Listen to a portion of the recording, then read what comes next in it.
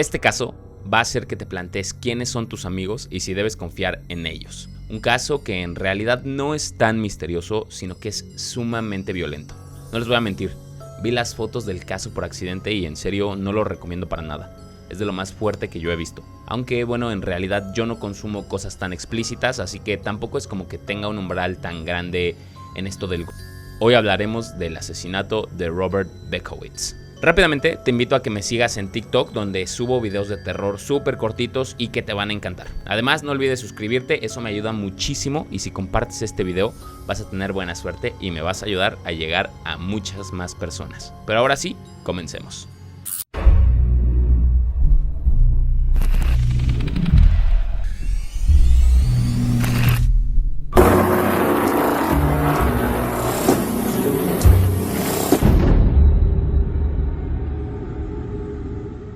De nuevo, la realidad de este caso es que no tiene como tal un trasfondo muy complicado.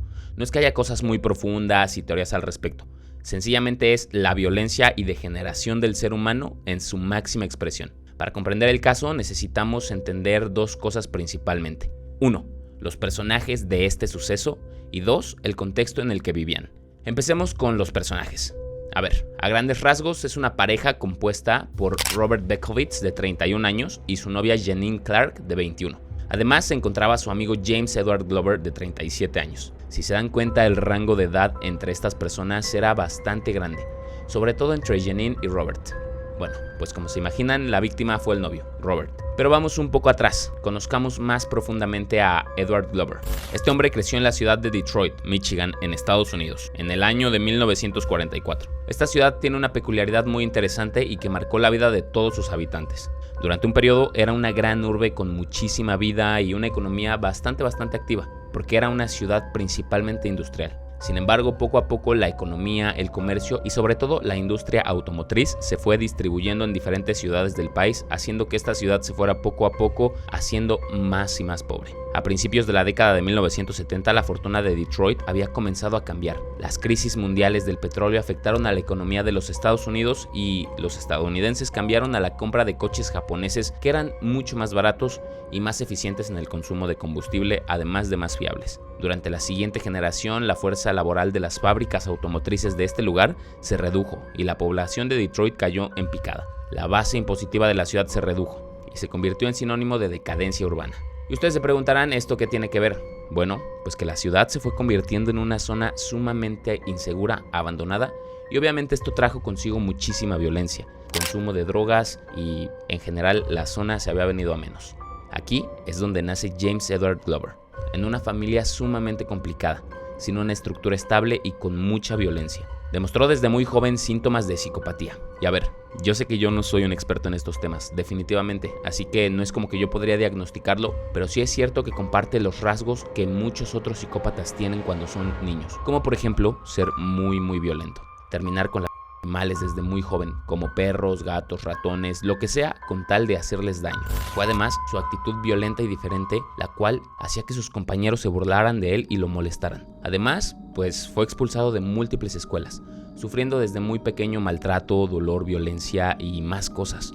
Después de eso, Edward fue criado junto a su hermana en un orfanato. Se volvió un vendedor de drogas para poder solventar sus gastos. Le encantaba estar en motocicleta, pero cometió el error que muchos hacen: consumir su propio producto.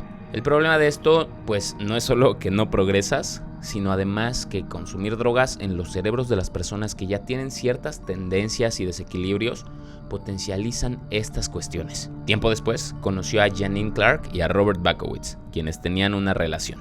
Robert en ese entonces tenía 30 años y Janine tenía apenas 18. Pero sí es importante mencionar lo siguiente: ni Robert ni Janine eran dos blancas palomitas. Edward los conoció porque estaban metidos en el mismo mundo de podredumbre y de adicciones que él. Así que sí, en esencia los tres eran adictos a cosas muy fuertes. O sea, no eran adictos a drogas sencillas como la marihuana o como el tabaco, como el alcohol. No, eran drogas fuertes y tenían además muchísimos problemas. Ellos se hicieron amigos. Por lo mismo, su adicción los juntó bastante. Se reunían las tardes para platicar, para ver la televisión, pero sobre todo para pasarse juntos. Lo hacían muchas veces solo Robert y Edward, pero a veces también incluían a Janine. Lo que no sabía Robert es que Edward y Janine estaban teniendo una aventura juntos. Desde hacía ya algún tiempo esto estaba sucediendo a las espaldas de Robert. Ahora, el asesino. El miércoles 21 de julio de 1982, en su apartamento en la cuadra 19300 de Woodbine, en el noreste de Detroit, los tres jóvenes, como solían hacer, estaban juntos viendo la televisión. Específicamente estaban viendo el programa The Benny Hill Show, un programa más o menos como Saturday Night Live y cosas del estilo. Los tres veían la televisión y sin embargo Edward y Robert comenzaron a discutir. No se sabe exactamente qué era lo que estaban peleando, pero mucha gente teoriza que Robert empezaba a sospechar sobre la infidelidad de su novia con Edward. De nuevo, nunca vamos a saber exactamente de qué discutían, pero esto es lo que se intuye. En un momento de la discusión, Edward se levantó de la sala, diciendo que necesitaba su bastón para caminar porque decía que tenía daño en la columna. No obstante, el hombre fue a agarrar una de las armas que Bekowitz tenía. Janine se dio cuenta de lo que iba a pasar y observó sonriente cómo este hombre comienza a acercarse por detrás a Bekowitz con una pistola calibre 45 y después le disparó en la cabeza, terminando con su vida, y posteriormente lo apuñaló 83 veces, que si solamente hubiera querido terminar con su vida, con el disparo hubiera bastado. Pero recordemos que este hombre era sumamente violento desde muy joven.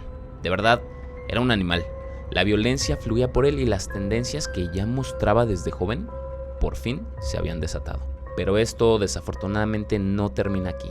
Lo siguiente es lo que hizo que este caso tomara muchísima notoriedad. Durante los siguientes 3 días y noches, Glover y Clark tuvieron relaciones, tomaron metanfetaminas y se tomaron fotos con el cadáver de Bekowitz. De veras, eran unas personas sumamente enfermas, que además combinaban la violencia con las drogas, y esto dio como resultado que sus perversiones se fueran volviendo cada vez peores. Obviamente no les voy a poner las fotos y de verdad si tienen oportunidad de verlas, desaprovéchenla, porque es algo sumamente grotesco ver hasta qué nivel de perversión pueden llegar las personas. Lo más triste es que utilizaron el cuerpo de Bekowitz como un juguete, le quitaron toda la dignidad y le hicieron de todo, de verdad, de todo. Al final, cuando terminaron estos 3 días, todo lo que le habían hecho al cuerpo de Robert había dejado detrás un cuerpo en 14 pedazos, que luego escondieron alrededor del apartamento en bolsas de plástico.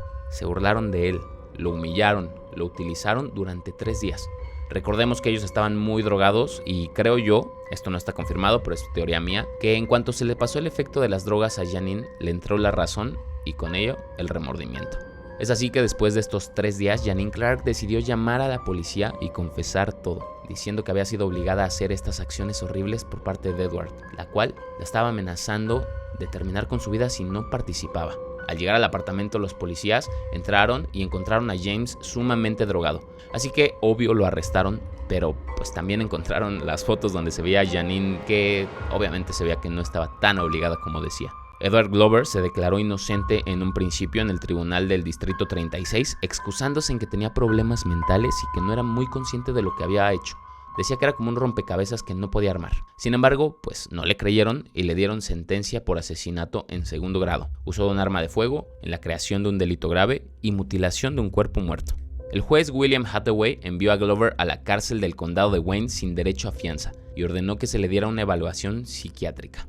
James Glover fue declarado mentalmente competente para ser juzgado. Luego, se declaró culpable él mismo de los cargos a cambio de que no le dieran cadena perpetua. Las sentencias. Glover fue sentenciado a aproximadamente entre 30 y 50 años de prisión, por lo que el juez le llamó un frenesí de 48 horas de asesinato y desmembramiento, el 1 de diciembre de 1982. Por su parte, Janine Clark, quien también fue arrestada, pues tampoco se salvó, porque además de las fotos, algunas personas vieron a Clark y Glovers visitando una venta de garage. Su vecina, además, dijo que su hijo vio a Glover y Clark afuera de la casa alrededor de las 3:45 de la mañana. Clark también salió a comprar una película para la cámara que utilizaron al tomarse las fotos. Recordemos que en ese momento, pues obvio no había fotografías digitales, sino que era por rollo. Entonces, muchas cosas que finalmente hicieron ver que ella no era tan inocente como decía serlo, terminaron haciendo que ella pues la sentenciaran. Qué sorpresa, ¿no? El fiscal Thomas Behan dijo que las fotografías demostraban que Clark se unió con entusiasmo a la mutilación. Behan dijo: nadie va a saber todo lo que sucedió, pero esas fotografías son evidencia gráfica de algunas cosas que sucedieron. Miren su rostro, ¿Ven miedo, repugnancia o tristeza? No creo que encuentres esas cosas ahí. Y a ver, miren. Bajen también dijo que Glover, que tenía daño en la columna, como ya habíamos mencionado, y que usaba un bastón para caminar, debió haber necesitado ayuda para mover el cuerpo de Beckovitz, y que obviamente Janine Clark podría haber vencido a este hombre si hubiera estado retenida en contra de su voluntad. Entonces, pues sí, Clark finalmente fue acusada de mutilar el cadáver de Beckovitz y fue sentenciada a 10 años. Esto pasó el 3 de febrero de 1983. De cualquier manera, pues esto fue muy poco, porque aunque ella no fue la que terminó con Robert, sí participó en muchas otras cosas graves durante este caso y demostró ser una persona que era no solamente peligrosa, sino inestable. Así que pues, creo que fue poco. Pero díganme ustedes qué piensan. Pónganlo ahí en los comentarios. Esto es todo lo que hay de información real, ya que lo que pasa después es bastante complicado porque se contradice en la información. No es como que tenga muchas fuentes o algo de lo que pasó después. No podría decir, por ejemplo, que esto es información verídica, pero lo que dicen es que o murió de sobredosis o está libre. Yo la verdad no sabría qué decirles. Este caso me recuerda mucho a un capítulo de Black Mirror.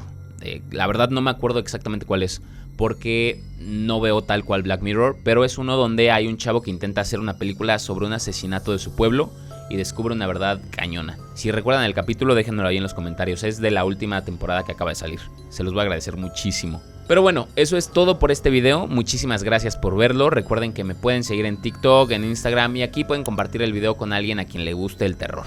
Nos vemos en la siguiente con otro caso sumamente aterrador. Bye.